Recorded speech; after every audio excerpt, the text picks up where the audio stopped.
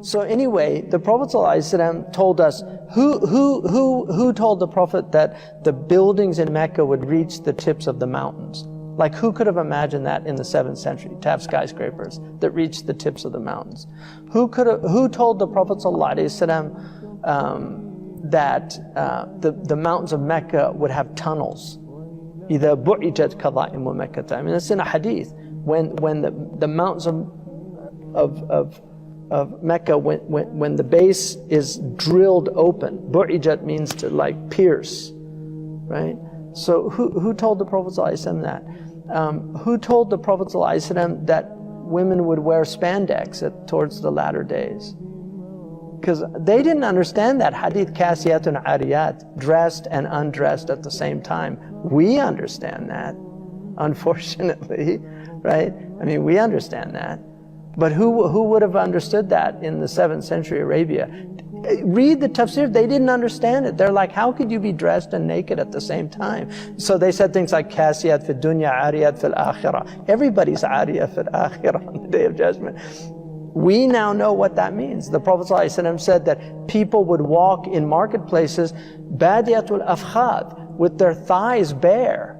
Civilized people never do that. Primitive people don't create marketplaces. Primitive people barter. You know, they live they don't have marketplaces. That's the difference between civilized, one of the differences between civilized and, so he's talking about people in aswaq, in malls, walking with shorts on. Who told the Prophet ﷺ? I mean, there's so many things that he said. Who told him that destitute Bedouin would be vying with one another to build tall buildings in the Arabian desert?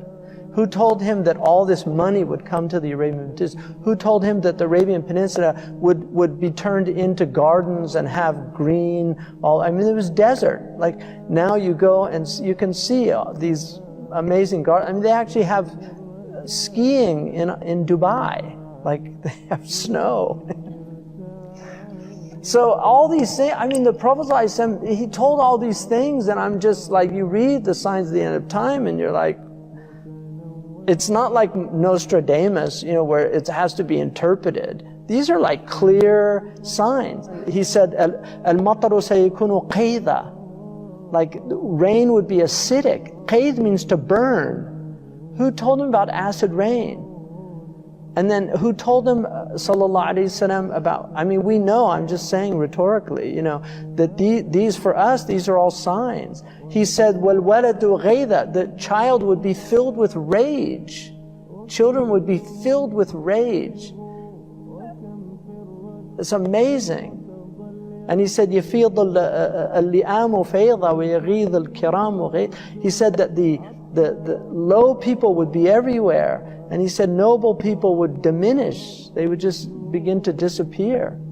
He said, how will you be when you're amongst the leftovers of humanity? Like, the party's over. It's all the crumbs and the scraps. I mean, just look how people dress. Look how people have always dressed nobly throughout human history. Nobody ever dressed like modern people. Nobody in history. Romans had togas.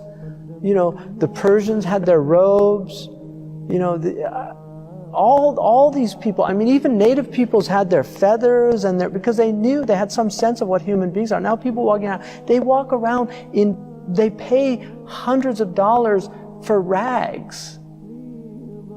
They pay hundreds of dollars for rags.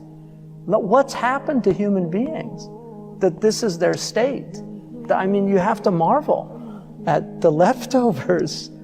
It's just amazing. But there were days, I mean, look, there were days when heroes walked the earth. Like, now they want to, every hero they just have to tear down. Everybody of any distinction, they have to tear them down. They have to destroy them. They have to expose them, show how they're just like everybody else. There's nothing special about them.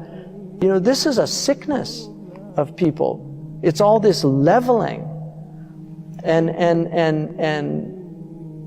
you know, there were great people, and I've sat with sanctified souls. I know it. I've been in their company. I've been in their presence. I've felt their hal, you know. So these are real. They're real. And the awliya are real. The people of Allah are real. And the lovers of the Prophet ﷺ, they know what they have, and they know what they have in their hearts. And the people that don't have that, they don't know. But Abu Hanifa said, if kings knew what we had, they would send their armies to take it from us.